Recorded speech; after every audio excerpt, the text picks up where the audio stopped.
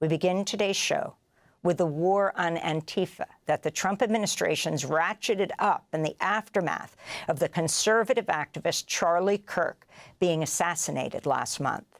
Yesterday, President Trump posthumously awarded the Presidential Medal of Freedom to Charlie Kirk at a ceremony in the White House Rose Garden. Trump recently signed an executive order purporting to designate Antifa as a domestic terrorist organization, even though it's not really an organization.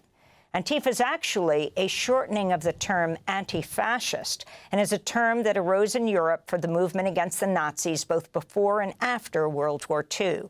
The decentralized movement in the U.S. today draws on this history. Several high-level Republicans have accused this Saturday's No King's Day protests of being organized by Antifa.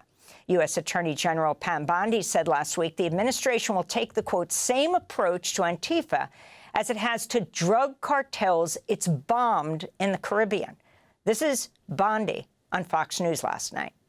And that's one of the things about Antifa. You've heard President Trump say multiple times they are organized, they are a criminal organization, and they're very organized. You're seeing people out there with thousands of signs that all match, pre-bought, pre-put together. They're organized and someone is funding it. This comes as Los Angeles County officials voted Tuesday to declare a state of emergency over ongoing federal immigration raids they say have, quote, caused widespread fear, unquote. Violent attacks by federal agents at protests against immigrant raids have also been documented in Chicago and Portland.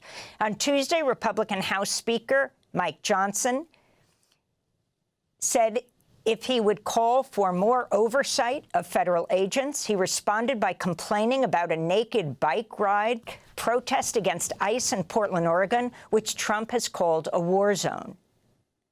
To demand oversight on federal law enforcement? Well, I've not seen them cross the line yet, and that we have committees of jurisdiction who have that responsibility, but it's not risen to that level. What I've seen is the abuse of law enforcement by radical leftist activists. Most recently, the most threatening thing I've seen yet was the naked bicyclers in Portland who were protesting ICE down there. I mean, it's getting really ugly.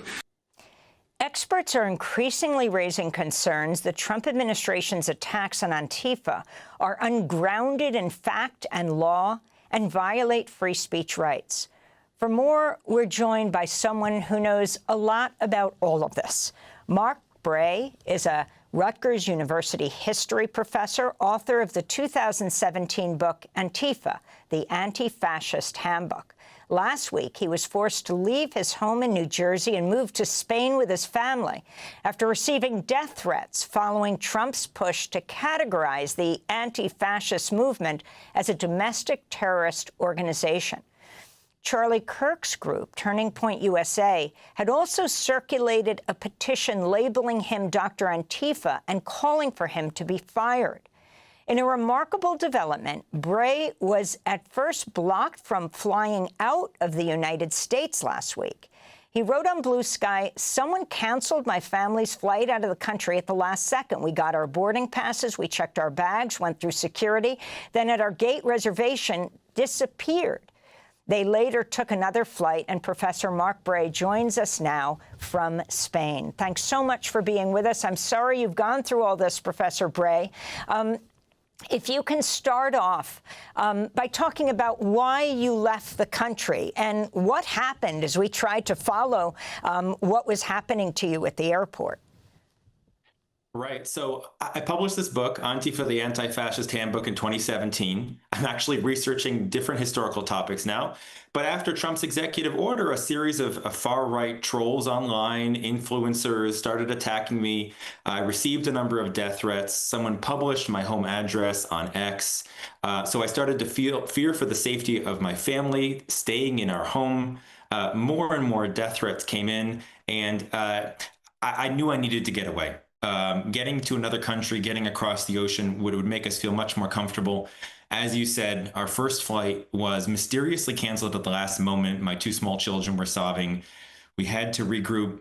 The next day, as you said, I told people. I just want to ask, when you say your flight was canceled, you went to, what was it, Newark Airport or Kennedy? Yes. And you got your boarding passes, and you went through security, so you were all set. And you got to the gate, and what did they tell you? Well, there was an error. They had us step to the side to talk to the United worker at the desk. There were a series of phone calls and mumbling, and they basically said at the last moment, someone had canceled our reservation, not the whole flight, just for the four of us, for me, my wife, and our two small children. And this was around the same time that Andy Ngo and Jack Posobiec, two of the far-right provocateurs who had been harassing me online, were meeting in the White House with President Trump to discuss Antifa. I just can't believe it's a coincidence. And yet you were able to rebook the next day, and you made it through security, and you actually made it onto the flight? Well, this time I was stopped, searched, and interrogated by federal agents for an hour.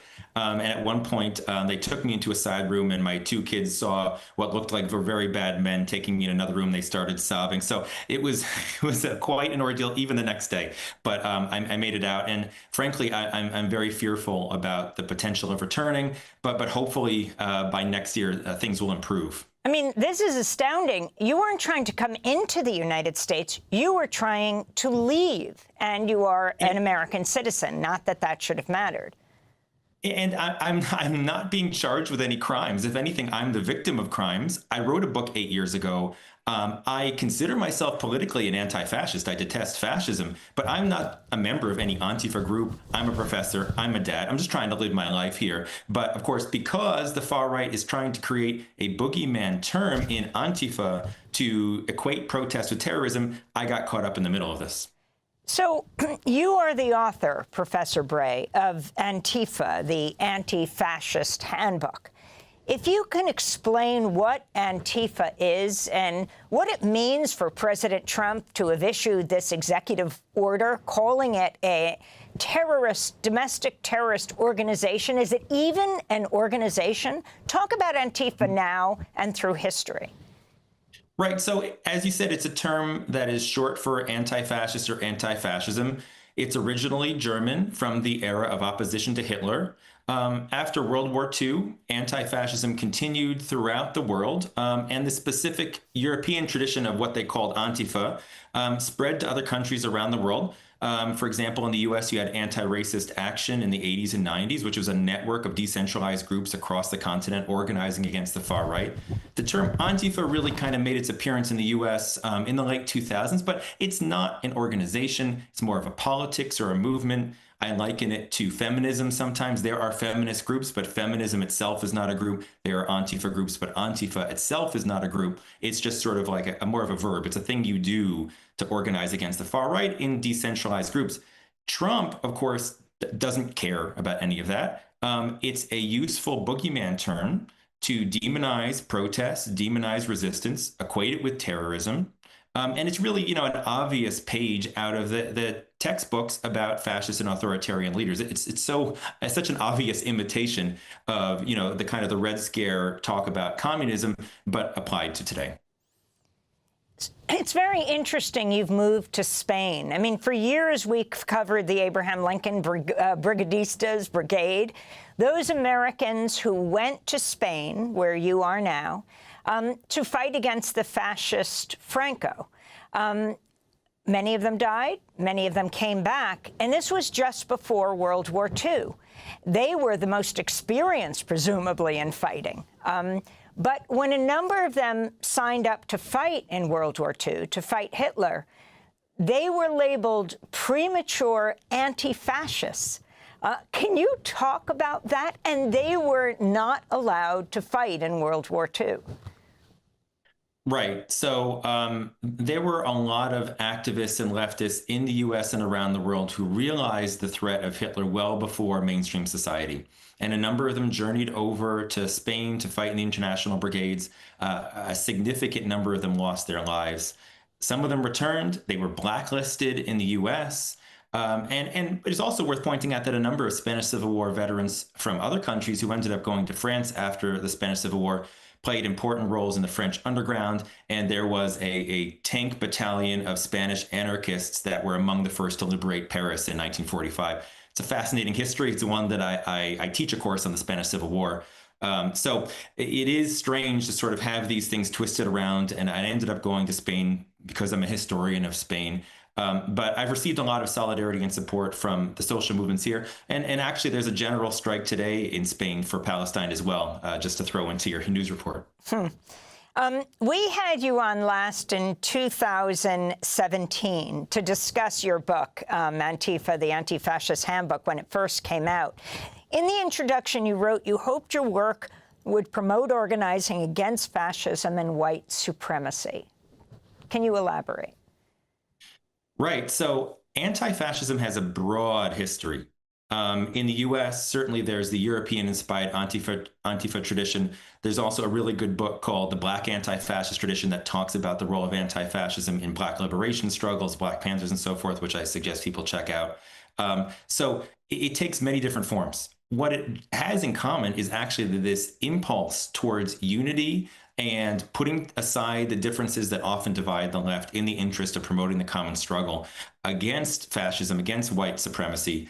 And what we're seeing today in the U.S. is increasingly fascist. MAGA, I believe, and I study fascism, I don't say this lightly, is a fascist movement. And if we don't organize, if we don't take action in the streets, we're going to end up somewhere really bad. And for me personally, I felt like my situation was such that I had to get my family out of harm's way. But this story about me is about me, but it's not really about me. It's about attacks on academic freedom, free speech, the right to protest.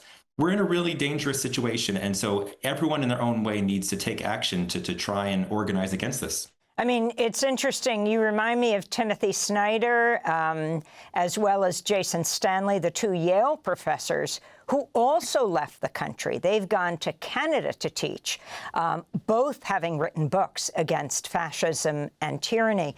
I wanted to ask you about U.S. Attorney General Pam Bondi's comments, saying the administration will take the, quote, same approach to Antifa as it has to drug cartels it's bombed in the Caribbean. The latest bombing, I think, took place yesterday, killing a number of people. Even Republican politicians behind closed doors are saying, where is the evidence for who these people are who've been killed by the U.S. bombs? Mark Bray, your response to Pam Bondi. Right. Well, the paradox of fascism is that while it's trying to gain power, it talks about the need for law and order. And to the degree that it gains power, it tramples all over the law. It does not care about the law or legality, due process, civil liberties. And so this kind of call to murder people in this country without, of course, even having gone through any due process, not that I'm in favor of capital punishment anyway, but that's another story. It is this kind of example of calling for the strong man in Trump to use deadly force without any evidence against people accused of made-up crimes that are being equated with, you know, at times some of the Trump administration people have compared it to ISIS, to Antifa, right? So to me, it's really this kind of fascist attack on civil liberties. And if they're equating protesters with Antifa, and they're saying that they're going to use the methods used for the people in the boats in the Caribbean on Antifa, the implication is they are ready to kill American protesters. And you know, we know the history of Kent State, right, where students were gunned down in the 60s. It could happen again if we're not careful. So we really need to be very vigilant about this. Do you think progressive groups, groups that care about democracy, free speech, across the political spectrum, are pushing back enough around the attack on anti-fascists? Well, you know, I think there's always room for more action. And I think that my main takeaway for viewers today is that whether or not you consider yourself an anti-fascist, anyone who has any critiques of Trump is potentially in the crosshairs here, because there's a concerted project from the top to equate protest with terrorism and to say anyone who's not a Trump supporter is basically the equivalent of ISIS. You can't make this stuff up. It's absolutely ridiculous. They don't care at all about grounding in fact or information. It's something that plays to their base and justifies attempts to step beyond due process to use apparently lethal force against dissidents. This is terrifying. And so everyone really needs to do what they can to sound the alarm. Finally, I wanted to ask you about the Rutgers students calling for the university to support you, wanting Rutgers President William Tate to issue a statement, quote, resolution in support of Professor Mark Bray's academic freedom and free expression. This apparently is slated for consideration and vote Friday by the Rutgers University Senate. Your response, Professor Bray? Well, I've received a tremendous amount of support from the Rutgers faculty, from the student body, and from the administration. I support that call. I hope it passes. I would very much appreciate a statement of direct support from President Tate. But, you know, to his credit, he did issue a statement in support of the free speech and academic freedom of all Rutgers faculty, which did not mention me directly, but I think implicitly supported my right to do my scholarship in accord with my job. But, you know, again, the Rutgers community has been fantastic, and especially given attacks on higher education across the country, the way that some subjects have been basically straight up banned in states like Florida. I'm happy to be a professor at Rutgers. Thanks for watching Democracy Now! On YouTube. Subscribe to the channel and turn on notifications to make sure you never miss a video. And for more of our audience-supported journalism, go to democracynow.org, where you can download our news app, sign up for our newsletter, subscribe to the daily podcast, and so much more.